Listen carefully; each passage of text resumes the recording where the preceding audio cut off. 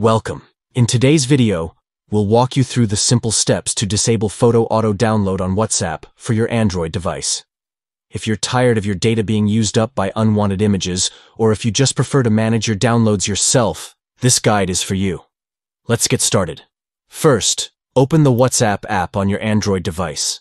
This is where the magic begins. Once you're in the app, look at the top right corner of the screen for 3 dots arranged vertically. Go ahead and tap on those dots to open a drop-down menu. In this menu, tap on the Settings option. This is the hub where you can adjust various features of the app to suit your preferences.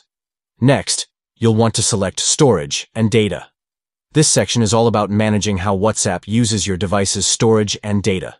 Now, let's focus on the Media Auto-Download section. Here, you'll find different options for downloads based on the kind of connection you're using.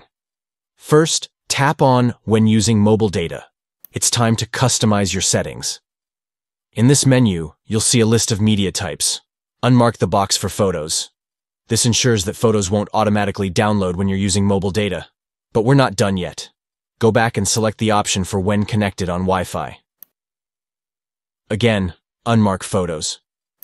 This will stop WhatsApp from auto-downloading photos even when you are connected to Wi-Fi. And just like that, you've taken control of your WhatsApp media downloads.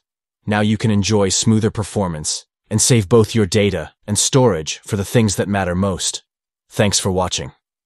Don't forget to like and subscribe for more tips and tricks.